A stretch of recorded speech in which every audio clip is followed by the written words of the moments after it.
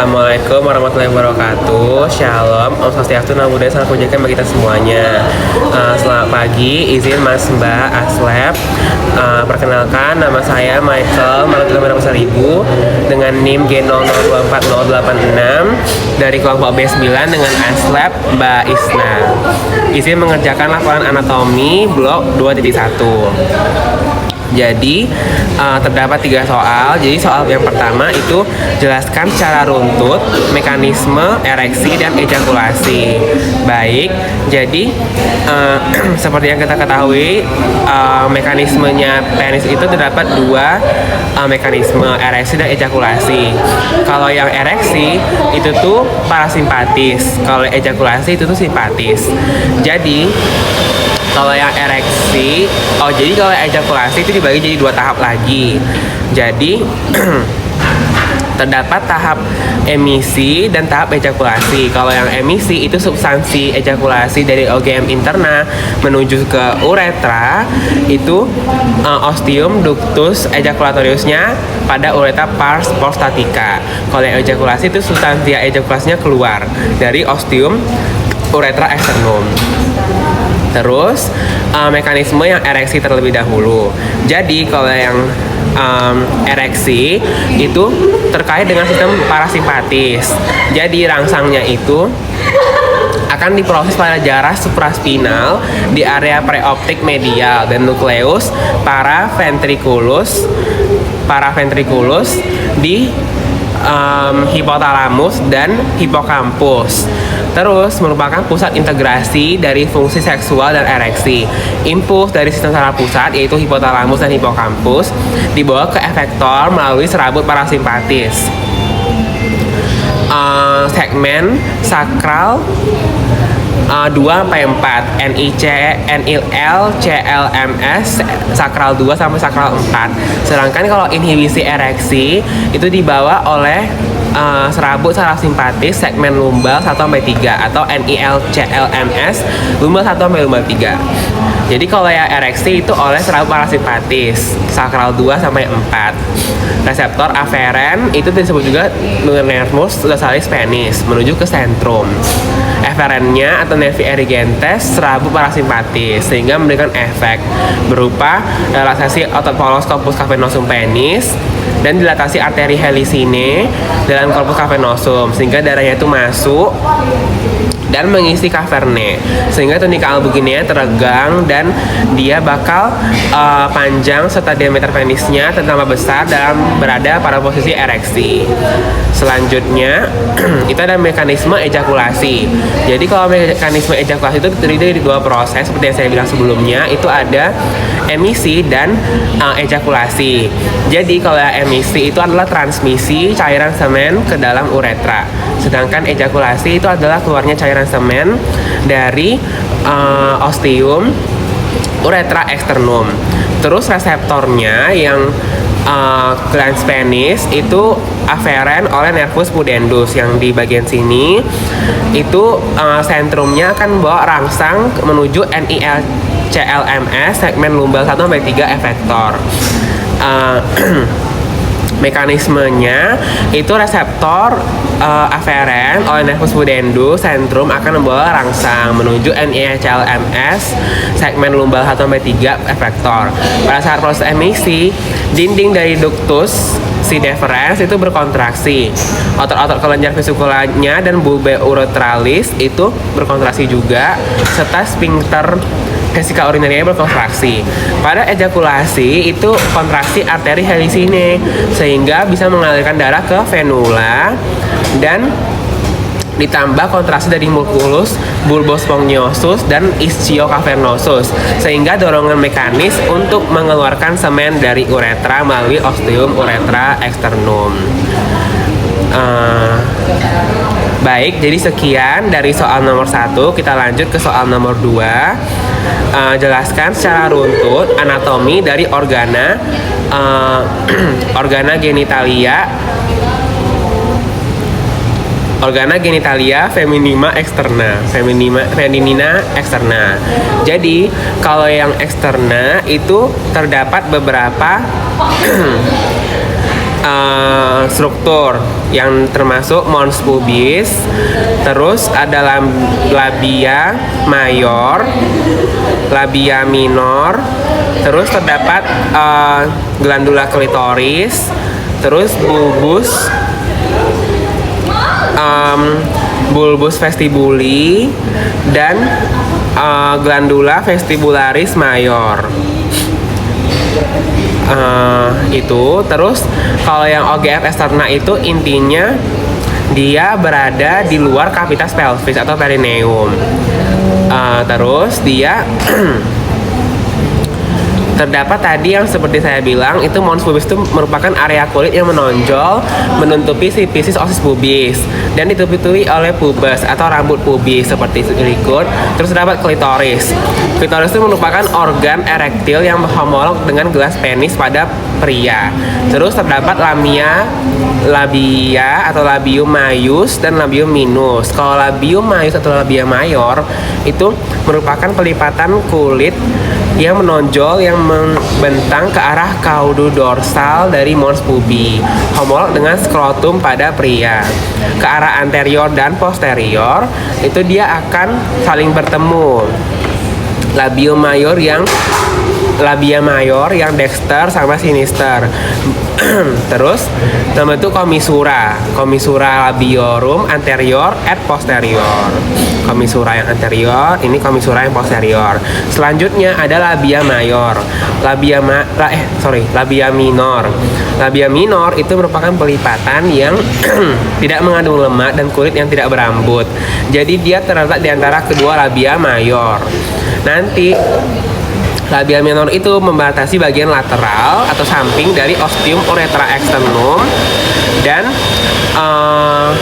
orificium vagina. Terus pada wanita yang sudah pubertas, akhiran dari posteriornya ini akan berhubungan membentuk frenulum labiorum pudendi atau fossat. Terus ke arah anterior, setiap labia minor terbagi menjadi, kalau yang atas itu berjalan di atas klitoris.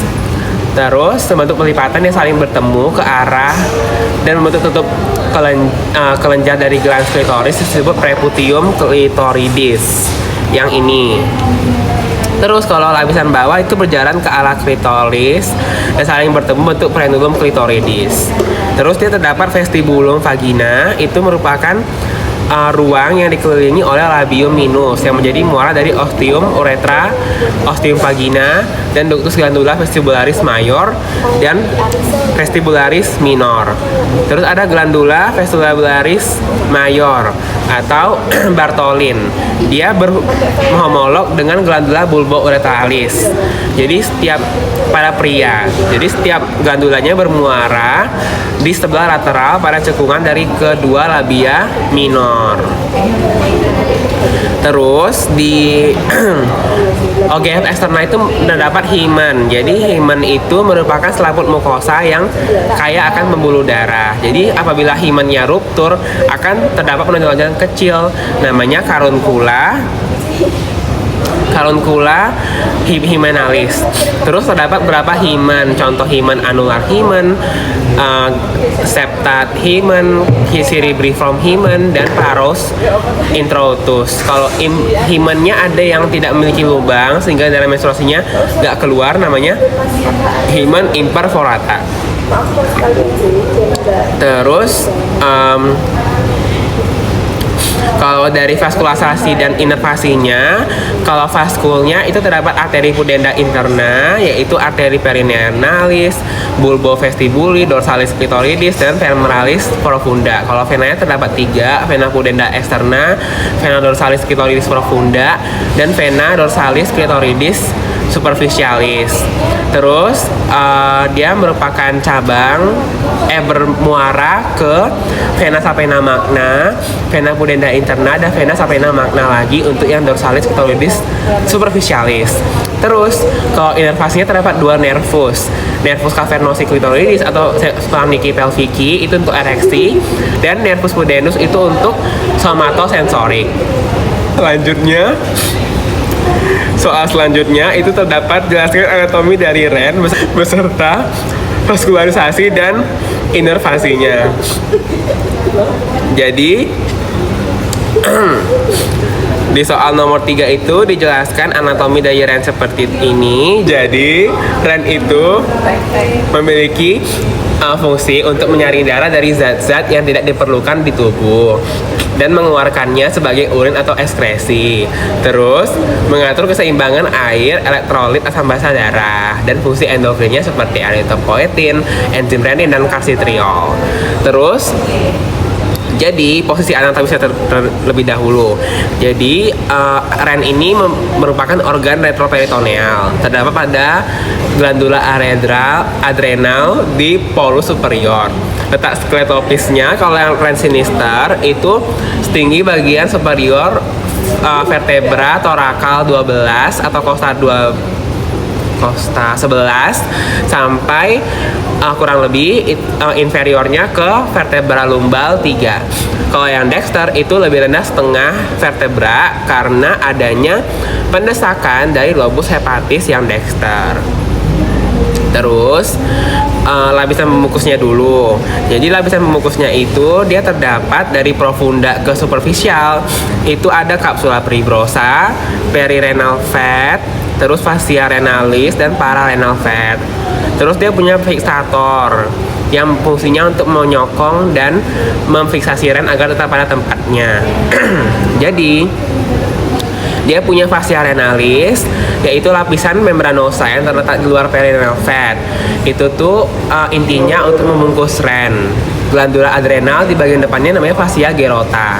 Terus terdapat arteri atau vena renalis dan corpus adiposum, yaitu pararenal dan perirenal fat. Terus korpus adiposa tadi memfiksasi ginjal saat bernafas.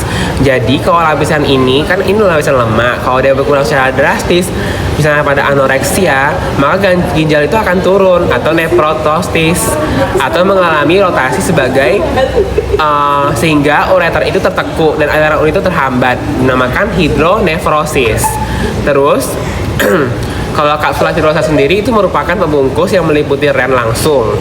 Jadi yang ini meliputi REN langsung dan melekat pada erat pada permukaan luar REN. Selanjutnya terdapat topografi dulu. Jadi topografinya REN itu dia facies anterior REN dextra itu berhubungan dengan beberapa struktur. Jadi terdapat lapisan peritoneum dan beberapa lainnya berkontak langsung dengan REN.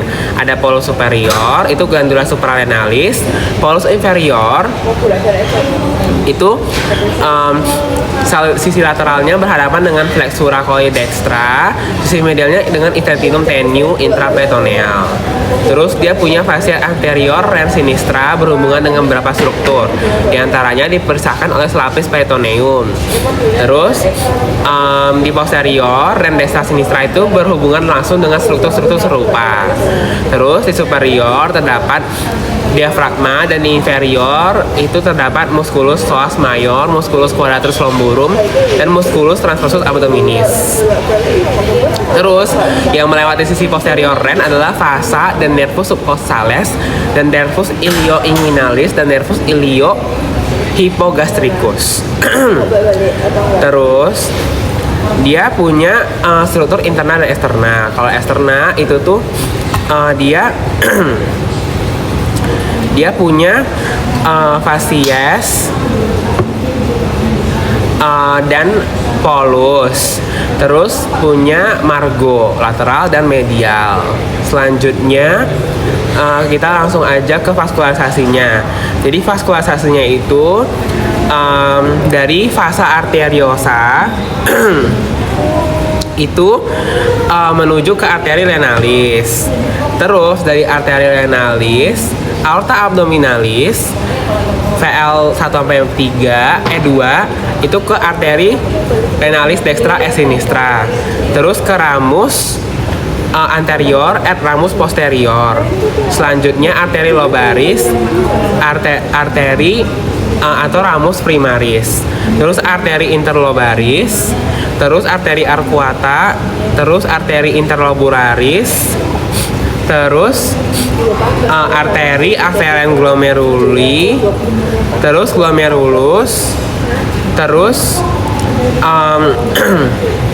berhubungan dengan kapsula Bowman dan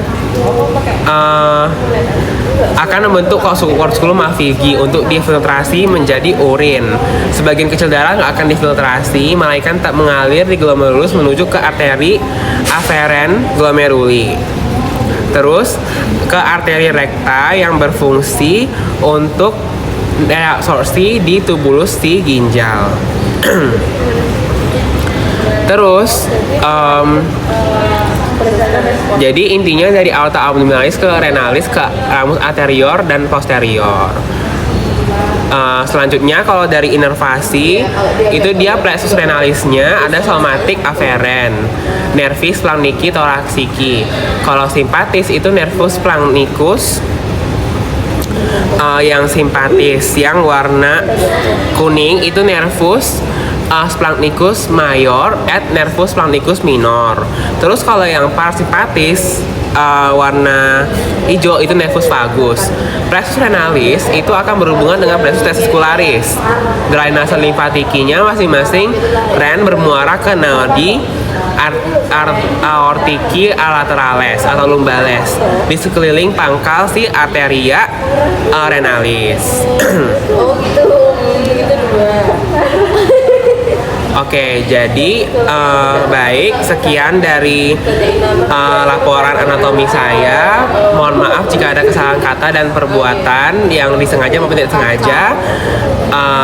Izin Mas Mbak, terima kasih.